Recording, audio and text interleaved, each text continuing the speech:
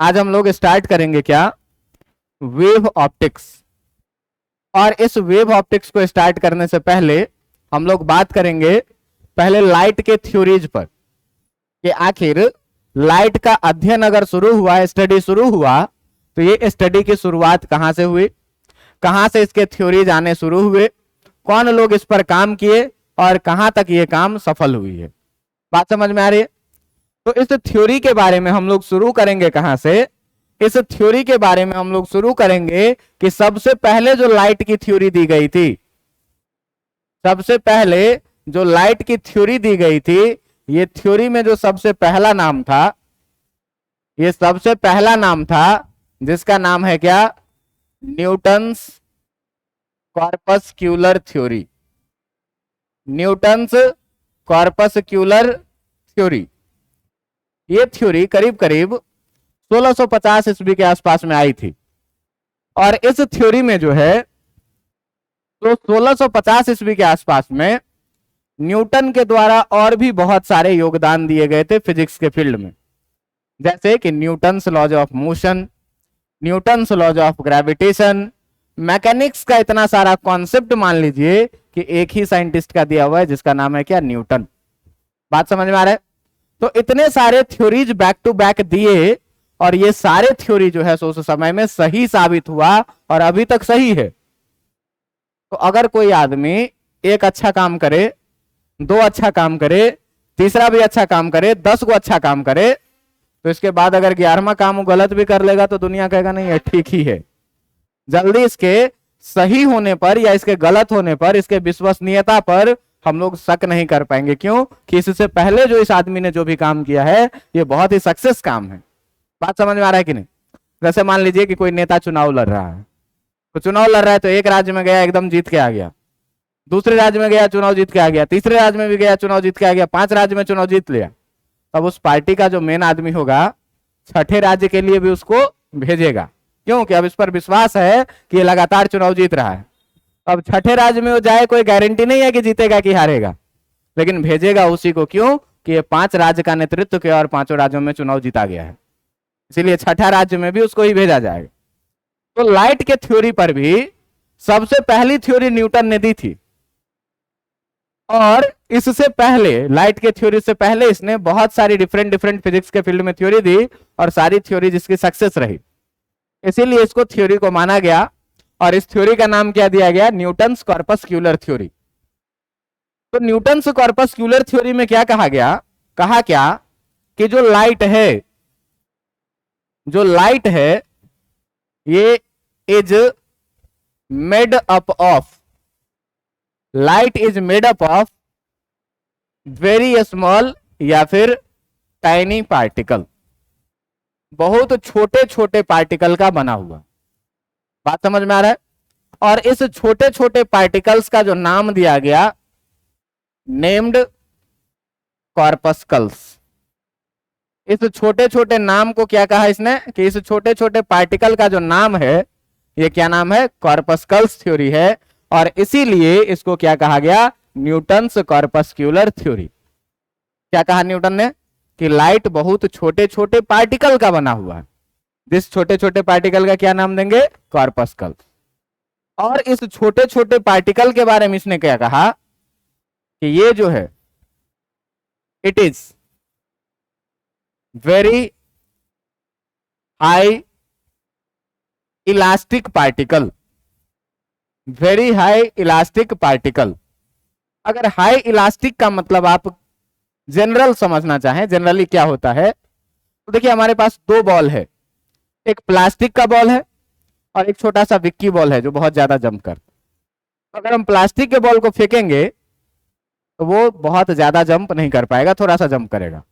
और यदि वही हम उस रबर वाले विक्की बॉल को फेंकेंगे तो वो बहुत ज्यादा जंप करेगा। तो कारण ये है कि जो विक्की बॉल है उसकी इलास्टिसिटी ज्यादा है और जो प्लास्टिक वाली बॉल है उसकी इलास्टिसिटी क्या है? कम है। तो इसने बोला क्या कॉर्पस्कल के बारे में कि ये बहुत हाई इलास्टिक पार्टिकल है, इसकी जो इलास्टिसिटी है ये बहुत ज्यादा है। बात समझ में आ रहा है? दूसरी बात क्या कहा कि it is of different, it is of different shape and size.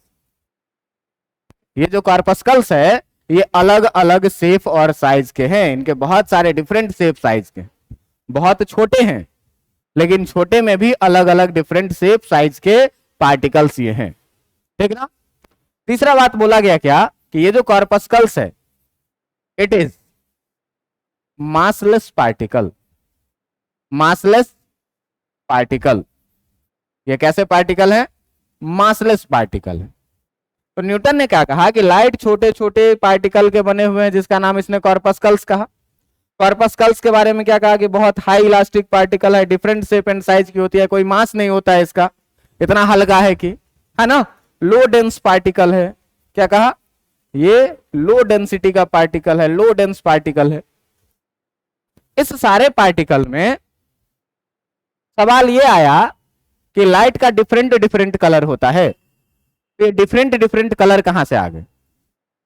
तो इसने कहा क्या, न्यूटन ने अपने थ्योरी में क्या कहा कि the different colour of light, the different colour of light is due to, light is due to different shape and size of, different shape and size of corpuscles, कि इस कॉर्पस्कल्स के different different shape और size होने के कारण ही light का colour क्या होता है? डिफरेंट। किसी स्पेसिफिक कलर का स्पेसिफिक साइज होगा, जब साइज बदलेगी तो लाइट की कलर भी क्या हो जाएगी? बदल जाएगी। ये न्यूटन का कहना था। बात समझ में आ रहा है कि लाइट छोटे छोटे पार्टिकल का बना है जिसे कॉर्पस्कल्स कहेंगे। कॉर्पस्कल्स हाईली इलास्टिक होता है, डिफरेंट शेप साइज का होता है, मासलेस पार्टिकल है, बहुत लो डेंसिटी का पार्टिकल है, और लाइट की जो डिफरेंट डिफरेंट कलर है वो किस कारण से? तो इस कॉर्पस्कल्स के different different shape and size. तो फिजिक्स के फील्ड में केवल थ्योरी हाँकने से कुछ होता नहीं है, आपके थ्योरी की प्रैक्टिकल एग्जिस्टेंस भी होनी चाहिए, और जब तक प्रैक्टिकली एग्जिस्टेंस नहीं है तब तक आपके थ्योरी का कोई महत्व नहीं है। तो इसने इस थ्योरी का यूज करके, न्यूटन्स ने कॉर्पस्कल्स थ्योरी का यूज करके जो है सो तीन चीजों को प्रूफ किया गया बाय दिस थ्योरी। इस थ्योरी को मान के न्यूटन ने जो है, न्यूटन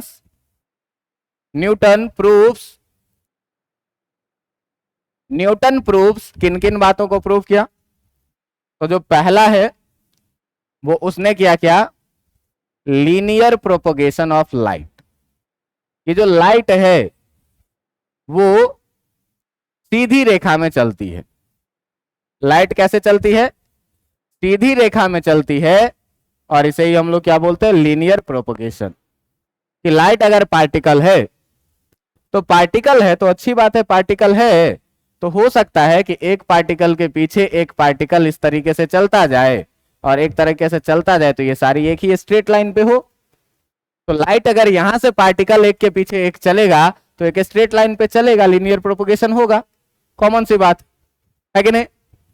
दूसरी बात जो इसने प्रूफ की, दूसरी बात इसने क्या प्रूफ की? रिफ्लेक्शन ऑफ लाइट को। दूसरी बात क्या इसने प्रूफ की? रिफ्लेक्शन ऑफ लाइट को। देखो कहा क्या कि जो लाइट का पार्टिकल है, कॉर्पस्कल्स है, ये हाईली इलास्टिक पार्टिकल है, तो जब ये किसी दूसरे मीडियम में टकराएगा तो बाउंस बैक होगा, है कि नहीं? बाउंस बैक होगा। तो मान लीजिए कि यहां पर एक मीडियम है कोई सा, और इस मीडियम से क्या हुआ कि कॉर्पस्कल्स ऐसे आए, ऐसे टकराए, टकराने के बाद क्या होगा इस कॉर्पस्कल्स का? ऐसे वापस चला जाएगा, ऐसे बॉल आएगा, ऐसे टकराएगा, ऐसे वापस चला जाएगा, ऐसे आया और ऐसे टकराने के बाद वापस गया। यही तो रिफ्लेक्शन है कि लाइट का रे एक मीडियम से आया, दूसरे मीडियम से टकराया और फिर से पहले मीडियम में वापस चला गया। यहां पर इसने ये भी प्रूफ कर दिया था कि जितना एंगल पे इंसिडेंट होता है उतना ही एंगल पे रिफ्रैक्ट भी होता है, यानी angle I equal to angle R भी प्रूफ कर दिया गया। बात समझ में आ रहा है? तीसरा बात जो इसने प्रूफ किया, ये तीसरा बात था क्या? ये जो तीसरा बात था क्या तीसरा बात था क्या, refraction of light. Refraction of light, refraction को इसने कैसे प्रूफ किया, ताकि अगर कोई छोटा पार्टिकल है और वो दूसरे पार्टिकल के पास में यदि आएगा तो वो एक दूसरे को क्या करेगा, फोर्स से इंटरेक्ट करेगा, ड्यू टू ग्रेविटी क्या करेगा, एक फोर्स से इंटरेक्ट करेगा। अब देखो कि कॉर्पस्कल्स बहुत छोटा पार्टिकल है, तो बहुत छोटा पार्टिकल है, उसके रिस्पेक्ट में अगर हम पानी का मॉलिक्यूल का बात करें तो हैवी पार्टिकल है, और हम जानते हैं कि हर हैवी पार्टिकल ग्रेविटेशनल फोर्स के कारण एक टीनी पार्टिकल को अपने तरफ अट्रैक्ट करता है। जैसे इस पेन को याद छोड़े तो अर्थ क्या करेगी, इसको अपने तरफ खींच लेगी, क्योंकि अर्थ के मास के रिस्पेक्ट में इसका मास क्या है, नेग्लिजिबल। तो न्यूटन के थ्योरी के अकॉर्डिंग कहा क्या कि अगर यहां से हम बोल दें कि एक मीडियम है M2 और एक मीडियम है M1, मान लीजिए कि ये जो मीडियम है वो कौन सा है, हवा, और ये जो मीडियम है ये कौन सी है, पानी। एक मीडियम वाटर है और एक मीडियम क्या है, एयर है। तो अगर लाइट रे कॉर्पस्कल्स के रूप में हवा से चल के पहुंची यहां तक, हवा से चल के पहुंची यहां तक पानी के सरफेस पर, तो अब पानी का सरफेस क्या करेगा, इसको डिफरेंट फोर्स ऑफ अट्रैक्शन से अपने तरफ खींचेगा। भाई ये कॉर्पस्कल्स चाह रहा था क्या कि हम सीधे के सीधे निकल जाएं, ऐसे ऐसे निकल जाएं, लेकिन जब इस पर डिफरेंट फोर्स ऑफ इंटरेक्शन लगेगा तो बताइए, तो ये जिस डायरेक्शन में जाना चाह रहा था उस डायरेक्शन में जा पाएगा क्या, नहीं जा पाएगा। तो इसका डायरेक्शन क्या होगा, सडन चेंज हो जाएगा। और डायरेक्शन चेंज के इसी फेनोमेनन को हम लोग क्या कहते हैं, रिफ्रैक्शन। कि जब लाइट का रे एक मीडियम से चलेगा दूसरे मीडियम में एंटर करेगा और दूसरे मीडियम में एंटर करेगा तो इसके डायरेक्शन में एक सडन चेंज आ जाएगी, चेंज आ जाएगी, तो इस फेनोमेनन को क्या कहते हैं, रिफ्रैक्शन ऑफ लाइट। अब ये तीन चीज प्रूफ कर लिया। नाम बहुत बड़ा था उस समय में न्यूटन, इसके थ्योरी को काटने की किसी में हिम्मत ही नहीं थी। बात समझ में आ रहा है। लेकिन जरा सा तुम सोचो कि दुनिया में कोई भी पार्टिकल ऐसी मौजूद है जिसका मास लेस हो, जो उसका मास ही नहीं हो। दुनिया में सबसे छोटी पार्टिकल इलेक्ट्रॉन थी, इलेक्ट्रॉन का मास 9.1 इंटू 10⁻³ kg। उससे हैवी पार्टिकल प्रोटॉन और न्यूट्रॉन है 1.67 इंटू 10⁻27 kg। कुछ ही सही, बहुत कम ही सही, लेकिन मास तो है। उसको भी तोड़ दिया गया प्रोटॉन को पॉजिट्रॉनों में, उसको भी तोड़ा गया क्वार्ज में। बात समझ में आ रहा है कि नहीं। तो सारे पार्टिकल्स के मास हैं, तो दुनिया में ये कौन सी पार्टिकल लगाई, कॉर्पस्कल्स, जिसकी कोई मास ही नहीं है। न्यूटन क्या कह रहा है कि कॉर्पस्कल्स का कोई मास ही नहीं है। धीरे धीरे इस पर शक होने लगा और लोगों ने सवाल कर दिया कि भाई ये जो इतना थ्योरी हाँक रहे हो, ये बताओ कि पार्टिकल का मास नहीं हो, ऐसा पॉसिबल है क्या। और धीरे धीरे इनकी थ्योरी प्रचलन से बाहर हो गई। लेकिन साइंटिफिक फील्ड में कोई भी रिसर्च फेल्योर नहीं होती है। एक फेल्योर रिसर्च भी एक सक्सेस रिसर्च होती है। जैसे आप लोग केमिस्ट्री में पढ़ते हैं, केमिस्ट्री में पढ़ते हैं, कहां से शुरू करते हैं आप, Thomson atomic model, Dalton, Bohr, है ना, ये सारा चीज पढ़ते पढ़ते हम लोग आते हैं। तो सबसे पहले जो एटॉमिक मॉडल दिया थॉमसन एटॉमिक मॉडल, वो फेल्योर है, लेकिन उसका भी महत्व है। क्यों कि हर फेल्योर होने से हम सीखते हैं कि सक्सेस कैसे होना। और धीरे धीरे अभी जो हम एटॉमिक मॉडल पढ़ रहे हैं वो हमारा सबसे बेस्ट एटॉमिक मॉडल है, नील्स बोर का एटॉमिक मॉडल, है कि नहीं। तो इस तरह से लाइट के फील्ड में भी सबसे पहले थ्योरी दी गई थी इनकी। इनके थ्योरी में लाइट को पार्टिकल माना गया था। लाइट को पार्टिकल मानने से ये थ्योरी चली भी, बहुत दिन तक चली। क्यों, नाम के वजह से, न्यूटन नाम के वजह से। क्यों कि न्यूटन इससे पहले बहुत हैवी हैवी थ्योरी दे चुका है और सक्सेस थ्योरी है, इसीलिए। लेकिन बहुत दिनों के बाद एक साइंटिस्ट आते हैं, और एक साइंटिस्ट आते हैं जिनका नाम है क्या, दूसरे नंबर पे, जिनका नाम है हाइगन्स, ठीक ना, जिसका नाम है क्या, हाइगन्स। और हाइगन्स का आता है क्या, वेव थ्योरी। और हाइगन्स अपने वेव थ्योरी में कहते हैं क्या, कि लाइट पार्टिकल वार्टिकल का बना हुआ नहीं है। बात समझ में आ रहा है। लाइट पार्टिकल वार्टिकल का बना हुआ नहीं है। हाइगन्स अपने थ्योरी में कहते हैं क्या, कि जो लाइट है, जो लाइट है इज मेड ऑफ, या ऐसे लिखिए कि light travels, light travels in the form of mechanical wave. कैसा? लाइट जो ट्रेवल करता है वो किस फॉर्म में ट्रेवल करता है? मैकेनिकल वेव के फॉर्म में।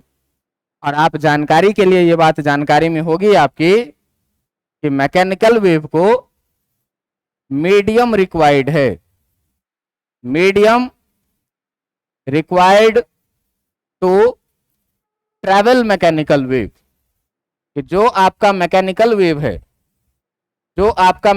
वेव है इसको ट्रैवल करने के लिए मीडियम की जरूरत होती है। जैसे हम साउंड निकाल रहे हैं तो साउंड वेव जो है वो कैसा वेव है? मैकेनिकल वेव है। तो आप तक पहुंचने के लिए मीडियम है बीच में, जब ही पहुंच रही है।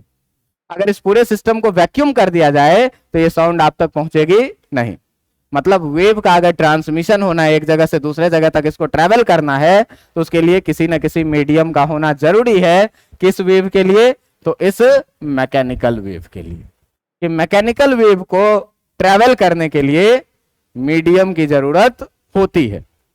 और लाइट को मैकेनिकल वेव मान के इन्होंने बाय दिस थ्योरी ही एक्सप्लेन, क्या क्या एक्सप्लेन किया? देखो, पहला में इसने एक्सप्लेन किया किसको? लीनियर प्रोपोगेशन को इसने भी वेव मान के भी एक्सप्लेन कर दिया। तुम कहोगे कि सर वेव और लीनियर चले, ये तो हो ही नहीं सकता है। लाइट वेव जो चलती है, वेव तो सर ऐसे चलती है और ये सीधा आपको कहां से दिख रहा है? बात समझ में आ रहा है कि नहीं? लेकिन लाइट वेव का वेवलेंथ बहुत छोटा होता है। तुम याद करो, हम तुमको बोले हैं कि जो विबजियोर में वॉयलेट से शुरू होती है वो करीब करीब 4200 एंगस्ट्रम से शुरू होती है।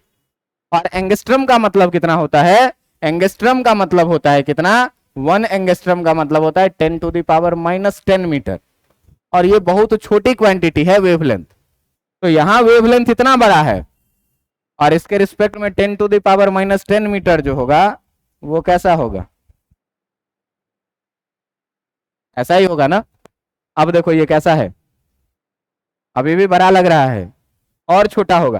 तो और छोटा होगा तो ये कैसा हो जाएगा? स्ट्रेट हो जाएगा। तो इसने क्या प्रूफ कर दिया कि जो लाइट है वो लीनियर प्रोपोगेशन भी करती है, सीधी रेखा में ही चलती है। दूसरी चीज जो इसने प्रूफ की, इसने रिफ्लेक्शन को भी प्रूफ किया, इसने रिफ्रैक्शन को भी प्रूफ किया, इसने रिफ्रैक्शन को भी प्रूफ किया, इसने डिफ्रैक्शन को प्रूफ किया। लेकिन एक फिनोमेनन था कि can not explain the polarization. Polarization नाम की एक फिनोमेनन है जिसको इसने प्रूफ नहीं कर पाया। क्या? लाइट को मैकेनिकल वेव मान करके। किसने कहा? हाइगेंस। पहली बार लाइट को वेव कहने वाले अगर कोई आदमी है तो वो कौन है? हाइगेंस। और इस चैप्टर में हाइगेंस थ्योरी को हम लोगों को बहुत डिटेल में पढ़ना है। बात समझ में आ रहा है? वेव मान के इसने न्यूटन से ज्यादा चीजों को प्रूफ किया है, केवल एक चीज पोलराइजेशन को इसने प्रूफ नहीं कर पाया। अब इसके थ्योरी में भी कमियां निकलने लग गई। कमियां क्या निकलने लग गई कि ये कहा क्या कि लाइट जो है वो मैकेनिकल वेव है जिसको चलने के लिए मीडियम की जरूरत है। तो लोग इनसे सवाल ये कर दिए कि बताओ कि अगर इस मैकेनिकल वेव है तो इसको चलने के लिए मीडियम की जरूरत होगी, तो ये बताओ कि सूर्य से प्रकाश पृथ्वी तक कैसे पहुंच जाती है? बीच में तो बहुत ऐसा जगह है जहां पर कोई मीडियम नहीं है। तारों से प्रकाश कैसे पृथ्वी तक पहुंच जाती है? बीच में तो बहुत ऐसा जगह है जहां पर कोई मीडियम नहीं है। तो वहां कैसे वेव ट्रेवल करती है? तो दुनिया में हर आदमी चाहता है क्या कि मैंने जो अपना एक्सपेरिमेंट रखा है वो एक्सपेरिमेंट दुनिया में अनंत समय तक बना हुआ रहे। तो इस थ्योरी के संरक्षण में इसने एक झूठ बोला। झूठ नहीं बोला, एक अनुमान लगाया, एक थ्योरी दिया, जिस थ्योरी का नाम इन्होंने दिया क्या? जिस थ्योरी का नाम दिया इन्होंने क्या? जिस थ्योरी का नाम इन्होंने दिया क्या? जिस थ्योरी का नाम इन्होंने दिया ईथर थ्योरी। अब देखो कि ये ईथर थ्योरी जो है ये केमिस्ट्री वाला ईथर नहीं है, अल्कोहल फेनॉल ईथर, ये नहीं है। बात समझ में आ रहा है? इन्होंने ईथर थ्योरी में क्या कहा, कहा क्या इन्होंने कि इन होल यूनिवर्स, पूरे ब्रह्मांड में, बात समझ में आ रहा है, there exist a highly elastic and low dense medium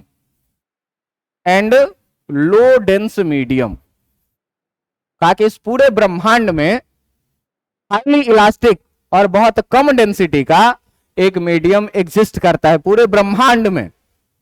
बात समझ में आ रहा है? जिसका नाम इन्होंने दिया क्या, नेम्ड ईथर। इसका नाम इन्होंने क्या दिया, नेम्ड ईथर। इस मीडियम का नाम इन्होंने क्या दिया, ईथर। इन्होंने कहा क्या ईथर के बारे में कि इस पूरे ब्रह्मांड में एक मीडियम एग्जिस्ट करता है जो हाईली इलास्टिक मीडियम है और बहुत कम डेंसिटी का मीडियम है। इतना कम डेंसिटी का मीडियम है जिसको इंसान डिटेक्ट ही नहीं कर सकता। तो बताओ ऐसा कौन सा मीडियम है जिसको इंसान डिटेक्ट नहीं कर पाए? भाई अभी गर्मी का मौसम है तो हम लोगों को थोड़ी बहुत गर्मी का एहसास हो जाता है, मीडियम चेंज है तो, मॉइस्चर। ठंडी का मौसम आएगा तो उसमें भी अगर मीडियम चेंज हो जाता है, सराउंडिंग का थोड़ा सा ठंडा वाला एहसास बदल जाता है। पानी में जाएंगे तो मीडियम चेंज होगा, एहसास बदल जाएगी। हवा में है तो एहसास बदल रही है। तो ये हाइगेंस साहब कौन से मीडियम का बात कर रहे हैं जिसको इंसान एग्जिस्ट नहीं कर पाता है? धीरे धीरे क्या हुआ, इनका थ्योरी का प्रभाव कम गया और उसी समय में सेम चीज पर एक रिसर्च कर रहे थे जिनका नाम था तीसरे नंबर पे ये थ्योरी आएगी, जिसका नाम था क्या, मैक्सवेल्स। और मैक्सवेल का जो थ्योरी है लाइट के सेंस में, ये हाइगेंस के थ्योरी से पूर्ण रूप से सहमत है। ऐसा नहीं कि हाइगेंस का थ्योरी फेलियर हुआ तो इनका कोई योगदान नहीं है। इतना योगदान है कि ये पूरा चैप्टर हाइगेंस के इर्द गिर्द ही हम लोगों को पढ़ना है। बात समझ में आ रहा है? लेकिन मैक्सवेल उसी समय में सोचा क्या, इस एक्सपेरिमेंट में उसने बताया क्या कि भाई साहब आप अपने थ्योरी में अगर एक चीज चेंज कर लें तो आपका पूरा का पूरा थ्योरी ही सही हो जाएगा। हाइगेंस को इन्होंने सुझाव दिया क्या कि जो लाइट है, मैक्सवेल ने क्या कहा कि जो लाइट है, light travels in the form of, light travels in the form of electromagnetic wave. Electromagnetic wave के फॉर्म में ट्रेवल करता है। और आप जानते हैं कि no medium required to travel it. Electromagnetic wave को चलने के लिए किसी मीडियम की जरूरत नहीं होती है to travel electromagnetic wave. Electromagnetic wave को ट्रेवल करने के लिए कोई मीडियम नहीं होती है और मीडियम को लेकर के ही तो इसका किस्सा फंस रहा था। तो मैक्सवेल ने अपने थ्योरी में क्या कहा कि जो लाइट है ये ट्रेवल करता है वेव के फॉर्म में, लेकिन मैकेनिकल वेव नहीं। कैसा वेव? इलेक्ट्रोमैग्नेटिक वेव के फॉर्म में। और इलेक्ट्रोमैग्नेटिक वेव को ट्रेवल करने के लिए किसी मीडियम की जरूरत नहीं होती है। अब ये जहां जहां ये सारा कॉन्सेप्ट इथर विथर सारा गया खत्म, मीडियम की जरूरत ही नहीं है। मैक्सवेल भी उतने ही चीजों को प्रूफ कर पाया जितना हाइगेंस ने किया था वेव मानकर। ये भी पोलराइजेशन को प्रूफ नहीं कर पाया था। बाद में हाइगेंस इसके बातों से सहमत होते हैं और कहते हैं कि आप एकदम सही कह रहे हैं कि लाइट वेव जो है मैकेनिकल वेव नहीं है, ये इलेक्ट्रोमैग्नेटिक वेव है और ये दोनों थ्योरी एक ही है। बात समझ में आ गई? बस एक बात का अंतर था दोनों में, इस बात को भी हाइगेंस ने सुधार लिया और चूंकि यही ज्यादा काम किए थे हाइगेंस ने, इसीलिए मैक्सवेल का बहुत ज्यादा योगदान नहीं रहता है, बस एक वर्ड इसने करेक्ट किया। ठीक है, अब इसके बाद आता है एक आइंस्टीन का थ्योरी। ठीक ना? और आइंस्टीन अपने थ्योरी में कहते हैं क्या कि light travels in the form of packet of energy. ये अजीब ही बात कह रहे हैं। एक आदमी पार्टिकल कह के गया, बाकी 2 आदमी वेव से काम चला रहा है। और तीसरा आदमी जो कह रहा है, ये तीसरा आदमी जो आइंस्टीन है, ये भी अपने आप में एक बहुत फेमस साइंटिस्ट है। बात समझ में आ रहा है कि नहीं? बहुत फेमस साइंटिस्ट हैं, बहुत नाम वाले साइंटिस्ट हैं। ये क्या कह रहे हैं? ये कह रहे हैं क्या कि light travels in the form of packet of energy. कि पैकेट, एनर्जी के पैकेट के रूप में जो है, तो ये क्या करता है? ट्रेवल करता है। और इस पैकेट का नाम इसने दिया क्या? नेम्ड, इस पैकेट का नाम इन्होंने दिया क्या? फोटोन। इस पैकेट का नाम इन्होंने क्या दिया? फोटोन।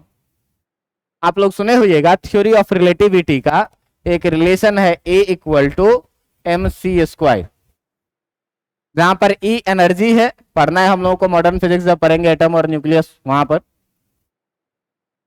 मास है, और C जो है वो स्पीड ऑफ लाइट ही है। तो इन्होंने कहा क्या कि ये c² जो है, ये कितना है? √, C इक्वल टू, अगर हम लोग लिखेंगे यहां से, तो C इक्वल टू कितना लिखेंगे? c² इक्वल टू, देखिए कितना लिखेंगे? E/m। और C इक्वल टू कितना लिखेंगे? √E/m। तो कहा क्या इन्होंने कि जो लाइट ट्रेवल करती है इस स्पीड से, वो पैकेट ऑफ एनर्जी के रूप में, एनर्जी बाय मास, एक परमानेंट पैकेट के रूप में, और हर पैकेट के पास एनर्जी बराबर बराबर एनर्जी होता है। बात समझ में आ रहा है? और इसके द्वारा इन्होंने प्रूफ कर लिया क्या कि बाय दिस थ्योरी ही कैन ओनली एक्सप्लेन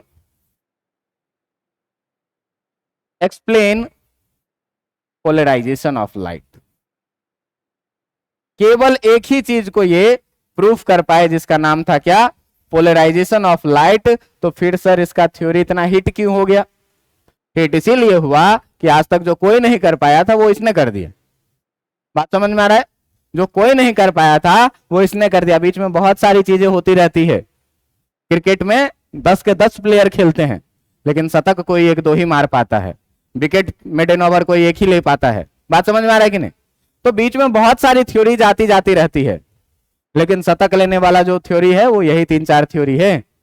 तो इस 3-4 थ्योरी से अब हम कंक्लूजन कैसे लिखें? कि एक आदमी कह रहा है क्या कि लाइट पार्टिकल का बना हुआ है, एक आदमी कह रहा है कि लाइट मैकेनिकल वेव है, दूसरा आदमी इसको सुधार कर दिया कि लाइट इलेक्ट्रोमैग्नेटिक वेव है। चलो वेव है इतना मान के चलते हैं।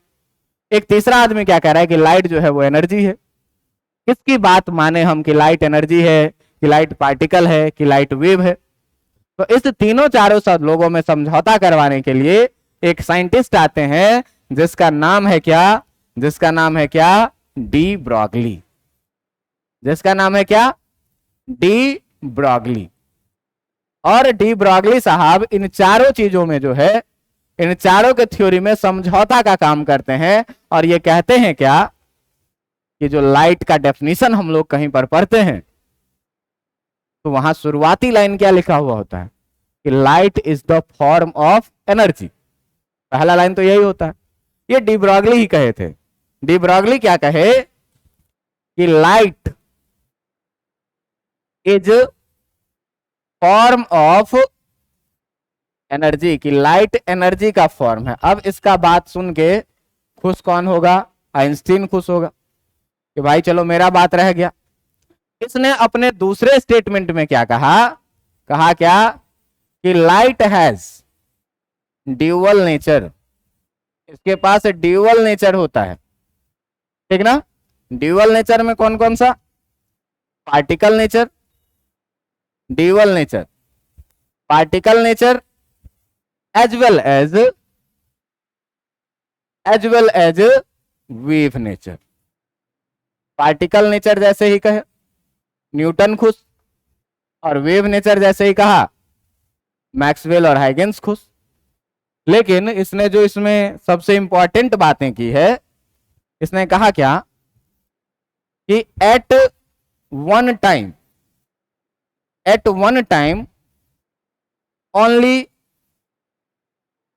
One nature of light can be studied, कि एक समय पर जो है तो आप लाइट के किसी एक ही नेचर को स्टडी कर सकते हैं। या तो वेव नेचर को स्टडी करिएगा तो रे पार्टिकल नेचर को छोड़िएगा, और यदि पार्टिकल नेचर का स्टडी करिएगा तो वेव नेचर को आपको छोड़ना पड़ेगा। बात समझ में आ रहा है? तो कहता है क्या कि जो पार्टिकल नेचर ऑफ लाइट को हम लोग जहां पर स्टडी करते हैं, जहां पर हम लोग पार्टिकल नेचर को स्टडी करेंगे, particle nature of light studied in, इस ऑप्टिक्स के पार्ट को हम लोग बोलेंगे क्या? Ray optics. जो हम लोग अभी तक पढ़ रहे थे, अभी तक जो पढ़े हैं उसमें सारे में लाइट को कैसा नेचर में मानते थे? पार्टिकल नेचर में, सीधी रेखा में चलती थी। तो पार्टिकल नेचर में हम लोग केवल देखो कि पार्टिकल नेचर मान करके केवल 3 फेनोमेनन को न्यूटन कॉर्पस्कुलर थ्योरी ने प्रूफ किया था, लीनियर प्रोपगेशन, रिफ्लेक्शन और रिफ्रैक्शन। तो पूरे रे ऑप्टिक्स में लाइट सीधी रेखा में चली है, केवल रिफ्लेक्शन हुआ है, केवल रिफ्रैक्शन हुआ है, इसके अलावा और कुछ नहीं हुआ है, चाहे लेंस हो, मिरर हो, प्रिज्म हो, कुछ भी हो। इस 3 फेनोमेनन के अलावा चौथा नहीं आया है। क्यों? कि इस सारे फेनोमेनन में हम लाइट के कैसे नेचर का स्टडी कर रहे थे? पार्टिकल नेचर का स्टडी कर रहे थे, इसीलिए केवल 3 ही चीजों को स्टडी किया गया। लेकिन अगर डिफ्रैक्शन पढ़ना हो, अगर इंटरफेरेंस पढ़ना हो, अगर पोलराइजेशन पढ़ना हो, तो उसके लिए लाइट के वेव नेचर को आपको पढ़ना पड़ेगा। बात समझ में आ रहा है? तो इसने क्या कहा कि भाई लाइट के एक नेचर को एक ही टाइम पे स्टडी करेंगे, और पार्टिकल नेचर को जहां पर हम लोग पढ़ेंगे उसे क्या बोलेंगे? रे ऑप्टिक्स, जो हम लोग अभी तक पढ़ रहे थे। और वेव नेचर ऑफ लाइट जो स्टडी करेंगे, वेव नेचर ऑफ लाइट, इसको जो हम लोग स्टडी करेंगे, स्टडीड इन कहां पर? तो वेव ऑप्टिक्स में। बात समझ में आ रहा है कि नहीं? कि अब यहां पर केवल लाइट के वेव नेचर का बात करना है। लाइट कैसे ट्रेवल करेगी? वेव के जैसे ट्रेवल करेगी। यहां हम अब पार्टिकल नेचर का चर्चा भी नहीं करेंगे, लेकिन दोनों में एक कॉमन बात भी है, वेव नेचर में और पार्टिकल नेचर में।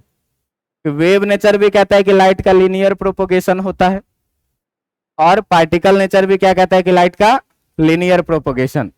तो केवल सीधी लाइन में चलेगी तो रे के रूप में चले चाहे वेव के रूप में चले, हम ये बात मान के चलेंगे कि लाइट कैसे चलेगी? सीधी लाइन में चलेगी। बात समझ में आ रहा है? बस इतना ही दोनों में कॉमन है, बाकी सारी चीजें दोनों की क्या है? अलग अलग चीजें हैं। तो यहां ये था इंट्रोडक्शन आपका रे ऑप्टिक्स और वेव ऑप्टिक्स का। हम लोगों को पूरे वेव ऑप्टिक्स के चैप्टर में क्या पढ़ना है, इस चीज पर जरा सा चर्चा एक बार कर लेते हैं। क्योंकि देखो लास्ट टाइम चल रहा है, मेरा दिमाग बहुत तेज चल रहा है, तेज भाग रहा है, तो हम कहां क्या छोड़ के भाग जाएं जिसकी अब कोई गारंटी नहीं है। तो हम इसीलिए हर चैप्टर के पहले आपको ये बता देंगे कि इस चैप्टर में ये चीज पढ़ना है, क्योंकि अगर कहीं छोड़ के भागने लगे तो आप कहिएगा स्टॉप, ये चीज बाकी रह रहा है। ठीक ना? इसीलिए हम अपने पर कंट्रोल रखने के लिए आपका हम यहां पर क्या कर रहे हैं, चैप्टर का ब्लूप्रिंट आपको दिखा दे रहे हैं कि इस चैप्टर में हम लोगों को क्या क्या पढ़ना। तो देखिए कि इस चैप्टर में पूरे वेव ऑप्टिक्स में हम लोगों को इस चैप्टर में, इस पूरे वेव ऑप्टिक्स में जो चीजें पढ़नी है, इस वेव ऑप्टिक्स में क्या सब चीज पढ़ना है, इस पर जरा सा ध्यान दीजिएगा। तो सबसे पहले इस चैप्टर में हम लोगों को पढ़ना है क्या? हाइगेन्स प्रिंसिपल। क्योंकि सबसे पहले लाइट को वेव कहने वाले जो व्यक्ति थे वो थे हाइगेन्स, और हाइगेन्स ने वेव पर बहुत सारा रिसर्च किया था, वेव नेचर ऑफ लाइट पे, और उसकी सारी रिसर्च सक्सेस है। तो हम लोग सबसे पहले जो पढ़ेंगे वो क्या पढ़ेंगे? हाइगेन्स प्रिंसिपल। और इस हाइगेन्स प्रिंसिपल में हम लोग कॉन्सेप्ट पढ़ेंगे किसका? तो कॉन्सेप्ट पढ़ेंगे किसका? वेव फ्रंट का। हम लोग कॉन्सेप्ट पढ़ेंगे किसका? वेवलेट्स का, ये सब चीज। ठीक है? इसके बाद हम लोग दूसरा चीज जो पढ़ेंगे, ये दूसरा चीज पढ़ेंगे कि laws of reflection and refraction. कि रिफ्लेक्शन और रिफ्रैक्शन दोनों का जो लॉज है, क्या लॉज है? रिफ्लेक्शन का जो लॉज है वो क्या है? Angle I equal to angle R. और रिफ्रैक्शन का जो लॉज है वो है क्या? Sine I by sine R equal to constant, यही ना? इस दोनों को प्रूफ करना भी सीखेंगे। एक और लॉज है कि incident ray, reflected ray and normal to the point of incidence lies in same plane, जो कि दोनों में। तो दोनों लॉ को हम प्रूफ करेंगे कहां से? तो using Huygens principle. Using Huygens principle. कि हाइगेन्स के प्रिंसिपल का यूज करके हम लोग क्या करेंगे? ये दोनों चीज रिफ्लेक्शन और रिफ्रैक्शन को प्रूफ करना सीखेंगे। इसके बाद हम लोग पढ़ेंगे क्या? तीसरे नंबर पे इस पे हम लोग पढ़ेंगे क्या? इंटरफेरेंस। इंटरफेरेंस का मतलब आप सीधे जानिए, ये मिलना होता है। इंटरफेरेंस का मतलब क्या होता है? मिलना। कि जब दो या दो से अधिक लोग मिले, दो या दो से अधिक लाइट वेव मिले, तो जो रिजल्ट होगा या तो ज्यादा दोनों से बेहतर इफेक्टिव हो जाएगा और या तो दोनों से ही कमजोर हो जाएगा। जैसे बॉयफ्रेंड गर्लफ्रेंड मिले, तो मिलेंगे तो इफेक्टिव पोजीशन रहेगा, लेकिन दो दुश्मन मिलेंगे तो और क्या होगा? खत्म होगा। तो अगर दो सेम नेचर के लोग मिलेंगे तो निश्चित रूप से डेवलपमेंट होगा, और जब दो अपोजिट नेचर के लोग मिलेंगे तो जो भी बना हुआ काम है वो भी क्या होगा? खराब होगा। तो इंटरफेरेंस का मतलब मिलना ही होता है। और जब दो लाइट वेव मिलेगा तो इसमें जो इंटरफेरेंस होता है वो इंटरफेरेंस दो टाइप का होता है। एक इंटरफेरेंस को हम लोग बोलते हैं कंस्ट्रक्टिव इंटरफेरेंस। Constructive interference. और एक इंटरफेरेंस को हम लोग बोलते हैं डिस्ट्रक्टिव इंटरफेरेंस। Destructive interference. बात समझ में आ रहा है? तो कंस्ट्रक्टिव इंटरफेरेंस और डिस्ट्रक्टिव, कंस्ट्रक्टिव नाम से ही पता चल रहा है कुछ डेवलपमेंट हुई होगी। जब दो लाइट रे मिला और जो रिजल्ट मिला वो दोनों से ही ज्यादा चमकीला लाइट मिला। दो लाइट रे मिला, जो रिजल्ट मिला दोनों से ही कमजोर चमकीला मिला। बात समझ में आ रहा है? तो जब दोनों के इंटेंसिटी से ज्यादा इंटेंसिटी मिलता है तो कंस्ट्रक्टिव होता है, और जब दोनों के इंटेंसिटी से कम होता है तो डिस्ट्रक्टिव होता है। कंस्ट्रक्टिव के लिए क्या कंडीशन है, डिस्ट्रक्टिव के लिए क्या कंडीशन है, ये इस चैप्टर में पढ़ना है। बात समझ में आ रहा है? इंटरफेरेंस पढ़ने के बाद हम लोग पढ़ेंगे चौथे नंबर पे Young's single slit experiment. Young's single slit experiment. उसके बाद पांचवें नंबर पे यंग्स एक साइंटिस्ट है जिन्होंने लाइट के वेव नेचर पर कुछ एक्सपेरिमेंट किया है, और उसका एक्सपेरिमेंट बहुत इंपॉर्टेंट है, तो इस एक्सपेरिमेंट को सीखना है हम लोगों को। इसके बाद जो पांचवा है इसमें हम लोगों को पढ़ना है क्या? यंग्स, इसमें हम लोगों को पढ़ना है क्या? Young's dual slit experiment. Young's dual slit experiment को शॉर्ट में कहीं कहीं YDSE भी लिखा हुआ होता है। दोनों एक्सपेरिमेंट पढ़ने के बाद छठे नंबर पे जो आप पढ़िएगा उसमें पढ़िएगा क्या? Diffraction of light. अब देखो ये डिफ्रैक्शन ऑफ लाइट क्या होता है? डिफ्रैक्शन ऑफ लाइट का मतलब कि मान लो कि इस खिड़की से लाइट आ रही है और लाइट चलती है सीधी लाइन में, तो भैया जब लाइट सीधी लाइन में चलती है तो उस खिड़की से ऐसे ही सीधे चले जाना चाहिए था कि नहीं चले जाना चाहिए? मेरे आंख पे कैसे आई? मैं तो खिड़की के सामने नहीं हूं, और मेरे आंख पे आई, मुझे बाहर का ऑब्जेक्ट दिख रहा है। इसका मतलब लाइट जब शार्प कॉर्नर से एंट्री की है तो ये फैली है, मुड़ी है। बात समझ में आ रहा है कि नहीं? टॉर्च हम लोग जलाते हैं तो टॉर्च से लाइट कैसे जाना चाहिए? सीधे जाना चाहिए एकदम। लेकिन क्या हो रही है? लाइट बेंड होके फैल रही है। तो जब भी लाइट किसी शार्प कॉर्नर से जाएगी तो वो मुड़ जाएगी। मुड़ जाएगी। जैसे देखो हम यहां पर अगर खड़े हैं और कोई लाइट आए और मेरी छाया बने, तो मेरे इतना मोटा ही छाया बनना चाहिए था। पीछे क्या होता है तुम देखोगे कि छाया चौड़ा हो जाता है। इसका मतलब क्या कि लाइट जब शार्प कॉर्नर से आया है तो ये क्या हुआ है? बेंड हो गया है, तो ज्यादा रीजन में काला लेके गया है। बात समझ में आ रहा है कि नहीं? तो जब भी कोई लाइट रे शार्प कॉर्नर से बेंड होता है तो इसी फेनोमेनन को हम लोग क्या बोलते हैं? डिफ्रैक्शन। और सबसे लास्ट में जो आपको पढ़ना है इसमें इसमें पढ़ना है क्या? Polarization of light. और इस पोलराइजेशन ऑफ लाइट को पढ़ने के बाद ये चैप्टर हो जाएगा कंप्लीट। कहिएगा कि सर पोलराइजेशन क्या होता है? तो तुम मोटा मोटी ऐसे सोचो कि लाइट इलेक्ट्रोमैग्नेटिक वेव है जिसके पास इलेक्ट्रिक प्रॉपर्टी भी है और मैग्नेटिक प्रॉपर्टी भी है, और एक जगह से दूसरे जगह तक चल रही है, इसका मतलब फोर्स भी कोई ना कोई काम कर रहा है। तो इलेक्ट्रोमैग्नेटिक वेव में इलेक्ट्रिक प्रॉपर्टी, मैग्नेटिक प्रॉपर्टी और फोर्स तीनों चीज है, और इसमें अपन ने रिलेशन पढ़ा हुआ है, electric field, magnetic field, force, है कि नहीं? तो इसमें देखो कि अगर ये इलेक्ट्रिक फील्ड है तो ये मैग्नेटिक होगा, अगर ये मैग्नेटिक है तो इलेक्ट्रिक, एक दूसरे के परपेंडिकुलर, तब ये फोर्स ऐसे चलेगा, ट्रेवल करेगा, जिधर फोर्स लगेगा उधर। तो एक पोलराइजर होता है, जिस पोलराइजर को मान लो कि एक खिड़की है, जिस खिड़की में ऐसे रॉड लगी हुई है। अब एक लाइट है मेरे पास ऐसा, तो अगर हम चाहेंगे कि इस खिड़की से होकर के ये वाला पास करे तो दूसरा वाला रुक जाएगा। बात समझ में आ रहा है कि नहीं? और अगर हम चाहेंगे कि ये वाला पास करे तो बाकी दूसरा रुक जाएगा। मतलब कभी भी इस पोलराइजर से होकर के आधा लाइट ही पास कर पाएगा, आधा लाइट ही पास कर पाएगा। इसी फेनोमेनन को बोलते हैं क्या? पोलराइजेशन। एग्जाम्पल में देखिए, बचपन में कभी ऐसा स्टिकर देखे हुए हैं जिसको ऐसे देखते हैं तो टॉम दिखता है, ऐसे देखते हैं तो जेरी दिखता है, ऐसे देखते हैं तो नोबिता दिखता है, ऐसे देखते हैं तो डोरेमोन दिखता है, घुमा देने से दिखता है कि नहीं? एक्चुअली उससे दो लाइट वेव निकल रही है, दो प्रिंटिंग हुई है उस पर। तो जब हम उसको ऐसे देख रहे हैं तो नोबिता वाली प्रिंटिंग हमको दिख रही है, डोरेमोन वाली नहीं आ रही है। और जब ऐसे कर देते हैं तो अब डोरेमोन वाली दिख रही है, इस खिड़की को घुमा दिया, जैसे देखो ये है, ये मान लो नोबिता वाली प्रिंटिंग, ये डोरेमोन वाली प्रिंटिंग। तो अभी देखो कि नोबिता जा रहा है तो डोरेमोन नहीं जा रहा है, तो नोबिता बाहर आएगा तो नोबिता दिखेगा। और अगर ऐसे कर देंगे तो अब डोरेमोन जा रहा है तो नोबिता नहीं जा रहा है। तो एक टाइम में आधा ही लाइट को पास करने देता है। अच्छी बात यह है कि उस दोनों में से किसी का फिगर क्लियर नहीं दिखता है, मतलब जितना इंटेंसिटी का लाइट है उसका आधा इंटेंसिटी ही पास होने देता है। इसी फेनोमेनन को हम लोग क्या बोलते हैं? इसी को हम लोग क्या बोलते हैं? Polarization of light. ये पूरी की पूरी ब्लूप्रिंट है इस चैप्टर की। हार्डली हम लोग टारगेट रखेंगे आज के बाद से 8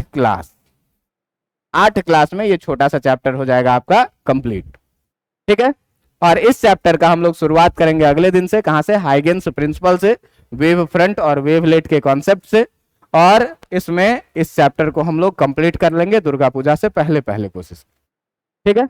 काफी आज के लिए इतना पढ़ के आइएगा, कल से इस चैप्टर के कंटेंट पर हम लोग चर्चा करेंगे। काफी।